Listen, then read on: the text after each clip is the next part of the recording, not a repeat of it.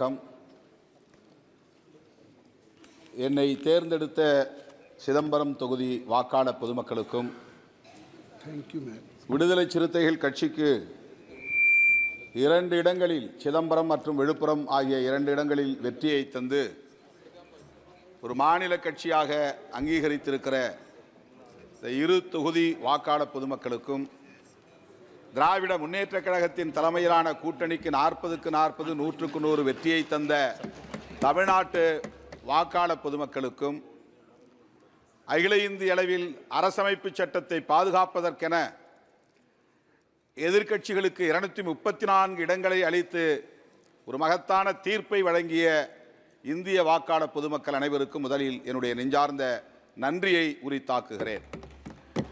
குடியரசுத் தலைவரின் உரை மீதான நன்றி தெரிவிக்கும் தீர்மானம் 240 இடங்களில் மட்டுமே வெற்றி பெற்றிருக்கிற பாரதிய ஜனதா கட்சிக்கு தனி மெஜாரிட்டி கிடைத்திருக்கிறது என்ற தவறான தகவலை பேசியிருக்கிறார் நம்முடைய குடியரசுத் தலைவர்.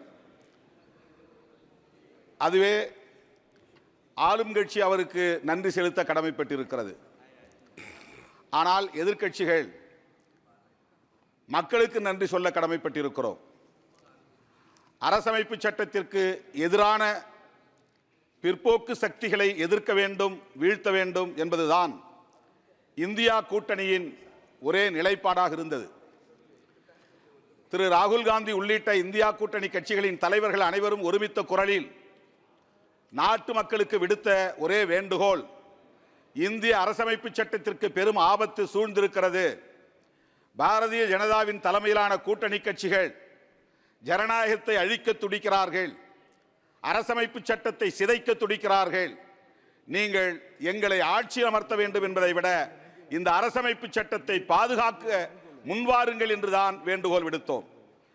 இந்தியா கூட்டணி தலைவர்கள் விடுத்த வேண்டுகோளை ஏற்று இந்திய வாக்காளர் பொதுமக்கள் 234 தொகுதிகளில் வெற்றியை தந்து ஒரு வலுவான எதிர்க்கட்சி அணியாக இன்றைக்கு இந்த அவையிலே அமர வைத்திருக்கிறார்கள். இது ஆளும் கட்சிக்கு மக்கள் தந்திருக்கிற படிப்பினை, பாடம் புகட்டி இருக்கிறார்கள். பாம்பில்லாத பாம்பை, பல்லில்லாத பாம்பை போல, கொம்பில்லாத மாட்டை போல இன்றைக்கு வலுவில்லாத பாஜகவாக இந்த அவையிலே ஆளுங்கட்சி அமர்ந்திருக்கிறது. இந்த பாடத்தை புகட்டிய வாக்காளர் பொதுமக்களுக்கு நான் மீண்டும் ஒரு முறை நன்றி சொல்ல கடமைப்பட்டிருக்கிறேன். நீட் தொடர்பாக இங்கே பலரும் பேசியிருக்கிறார்கள். அதில் ஏராளமான முறைகேடுகள் நடந்து வருகின்றன. NTA நேஷனல் டெஸ்டிங் ஏஜென்சி அந்த அமைப்பை முதலில் கலைக்க வேண்டும். அது பொறுப்பேற்ற பிறகு ஏற்பட்டிருக்கிற முறைகேடுகள் இன்றைக்கு வெளிச்சத்திற்கு வந்திருக்கின்றன. அந்த அமைப்பை கலைப்பதோடு நீட் தேர்வையே முழுமையாக தேசிய அளவில் நீக்க வேண்டும் என்று நான் வலியுறுத்த கடமைப்பட்டிருக்கிறேன். தமிழ்நாடு அரசு நீட் தேர்வை முழுமையாக விளக்க வேண்டும் என்று ஒரு முறைக்கு 2 முறை தீர்மானம் நிறைவேற்றி குடியரசுத் தலைவரின் ஒப்புதலுக்கு அனுப்பி வைக்கப்பட்டிருக்கிறது. இதுவரையில் அது பொருட்படுத்தப்படவில்லை. மக்களால் தேர்ந்தெடுக்கப்பட்ட ஒரு அரசு நிறைவேற்றிய தீர்மானத்தை அவமதிக்கிற ஒரு செயலாகத்தான் இந்த செயலை நான் சுட்டிக்காட்ட, கண்டிக்க கடமைப்பட்டிருக்கிறேன். நீட் தேர்வை முழுமையாக இந்திய அளவில் நீக்க வேண்டும் என்று நான் வலியுறுத்துகிறேன். அரசமைப்பு சட்டத்தில் ஆர்டிகிள் 47 உறுப்பு எண் 47 டைரக்டிவ் பிரின்சிபல்ஸ் மிக முக்கியமான ஒரு வழிகாட்டுதலை தருகிறது.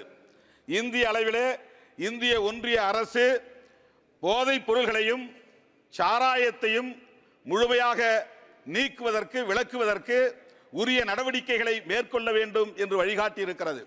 அதன் அடிப்படையில் 1954 ஒரு கமிட்டி உருவாக்கப்பட்டது, மதுவிலக்கு விசாரணை குழு.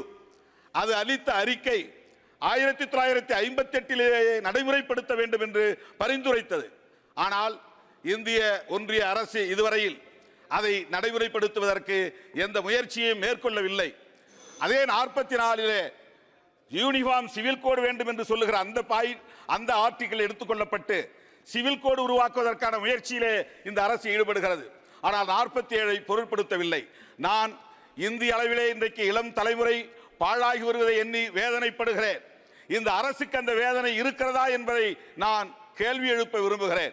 இளம் தலைமுறையினர், ஹியூமன் ரிசோர்ஸ், மனித வளம் கடுமையாக பாதிக்கப்படுகிறது. போதைப் பொருள்கள் இந்தியா முழுவதும் இங்கும் அங்கும் என்று அங்கொன்றும் இங்கொன்றுமாக இல்லை. ஒரு குறிப்பிட்ட மாநிலங்களில் மட்டும் இல்லை, இந்தியா மாநிலங்கள் அனைத்திலும் போதைப் பொருள்கள் மிக தாராளமாக புழக்கத்தில் இருக்கின்றன. கள்ளச்சாராயம் காய்ச்சப்படுகிறது. 4 மாநிலங்களை தவிர எல்லா மாநிலங்களிலும் அரசு மதுபானங்களை விற்பனை செய்கிறது.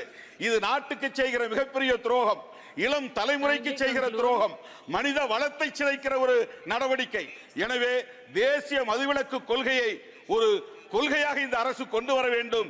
இந்தியா முழுவதும் மதுவிலக்கை நடைமுறைப்படுத்த வேண்டும், போதை புழக்கத்தை தடுக்க வேண்டும் என்று வேண்டுகோள் விடுத்து இந்த வாய்ப்புக்கு நன்றி கூறி அமர்கிறேன். நன்றி, வணக்கம். Thank you. Dr. B. Shabri.